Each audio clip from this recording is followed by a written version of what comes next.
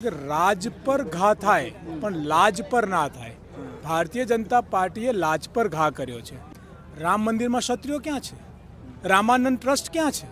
પૂછ્યું તમે ક્યારે એમને ભાજપના એક નેતાને પૂછજો કે જો કલ્પેશભાઈ એવું પૂછે છે. આ જૂઠો અને ખોટો રાષ્ટ્રવાદ છે. આ હંમેશા વર્ષોથી બ્રાહ્મણ અને ક્ષત્રિયોના હૃદય સાથે અને એની માનસિકતા સાથે રમત કરી છે ને હવે બંને કોમ જાગી ગઈ છે. જોરદાર જવાબ આપવામાં આવશે.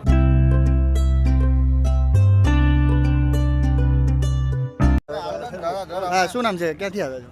મારું નામ અલ્પેશ પુરોહિત છે અને હું બ્રહ્મ સમાજમાંથી. બ્રહ્મ સમાજમાંથી. અચ્છા, ક્ષત્રિયોને સમર્થન આપવા માટે અમે હંમેશા ક્ષત્રિયો સાથે જઈએ છીએ. ક્ષત્રિયો એક ક્ષત્રિયની સાઈડ હોય તો બીજી બ્રાહ્મણની સાઈડ હોય. ક્ષત્રિય અને બ્રાહ્મણ ક્યારેય એકબીજાના અલગ નથી હોઈ શકતા, એકબીજાના પૂરક છે. એટલા માટે અમે અહીંયા આવ્યા છીએ. ક્ષત્રિયો ભાજપના વિરુદ્ધમાં મતદાન કરશે તો બ્રાહ્મણ સમાજ શું કરશે? ભાજપના વિરોધમાં જ મતદાન થશે. ખોટા રાષ્ટ્રવાદથી ક્ષત્રિયોને ભારતીય જનતા પાર્ટી હંમેશા ગુમરાહ કર્યા છે. બ્રાહ્મણ સમાજ શું કરશે? બ્રાહ્મણ સમાજ ક્ષત્રિયો સાથે રહેશે. ભાજપ વિરુદ્ધ જ મતદાન થશે અને ભાજપ આ ભારતમાં ખોટો રાષ્ટ્રવાદ લઈને નીકળી છે એને ખરેખર એવું બતાવશે કે આ તમે ખોટા છો અને આમાં ક્યારે કશું. કેવી રીતે આ ખોટો રાષ્ટ્રવાદ કેવી રીતે કર્યા? સિમ્પલ દાખલો આપું કે અમે વારંવાર કહીએ છીએ કે રાજ પર ઘા થાય પણ લાજ પર ના થાય. ભારતીય જનતા પાર્ટીએ લાજ પર ઘા કર્યો છે.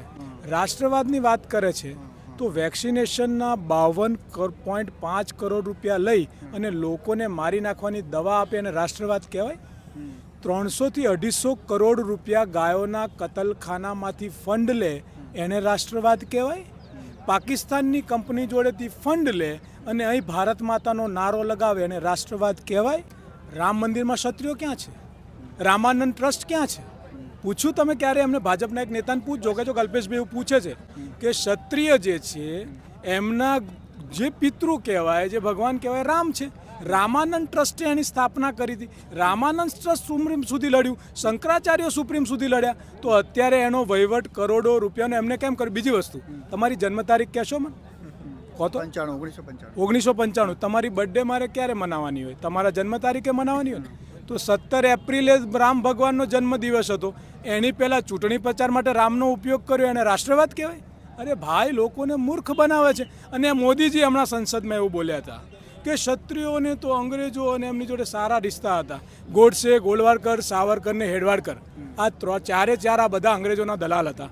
આઝાદીનું આંદોલન ચાલતું હતું ત્યારે ક્ષત્રિયો અને બીજી પાર્ટીઓ અંગ્રેજો સામે લડતી હતી ત્યારે આ લોકો તો અંગ્રેજોમાં ભરતી કરાવતા હતા ફોજની, અંગ્રેજોનું પેન્શન લેતા હતા. આ જૂઠો અને ખોટો રાષ્ટ્રવાદ છે. આ હંમેશા વર્ષોથી બ્રાહ્મણ અને ક્ષત્રિયોના હૃદય સાથે અને એની માનસિકતા સાથે રમત કરી છે ને હવે બંને કોમ જાગી ગઈ છે. જોરદાર જવાબ આપવામાં આવશે. અચ્છા, શું ફરક પડશે ભારતીય જનતા પાર્ટીને ખેડા જિલ્લામાં? કારણ કે 9 લાખ જેટલા મતદારો છે ક્ષત્રિય સમાજના, બ્રાહ્મણ સમાજના પણ ઘણા બધા છે. શું ફરક પડી શકે છે? ખેડાને આખા ભારતમાં ફરક પડશે. આ ભાજપનો ભાવ ઊભો થયો ને એ ક્ષત્રિયો અને બ્રાહ્મણોને લીધે થયો છે. હવે ભમેડું ફરી જવાનું છે. એટલે આ જે અહંકાર એ અહંકાર તૂટી જશે. એટલે ભાજપ જે માનતી હતી કે યુદ્ધ ક્યારે થયું? સીતા માતાનું ચીરહરણ થયું, સીતા માતાનું હરણ થયું ત્યારે રાવણને મરવું પડ્યું. અને મહાભારત ક્યારે થયું? દ્રૌપદીનું ચીરહરણ થયું. આ લોકોએ મર્યાદા ઓળંગી છે. ક્ષત્રિયોની લાજ પર ઘા કર્યો છે. રાજા મહારાજાઓની લાજ પર ઘા કર્યો છે. અમને ભોગવવું પડશે. કાકા, તમે ક્યાંથી આવ્યા છો?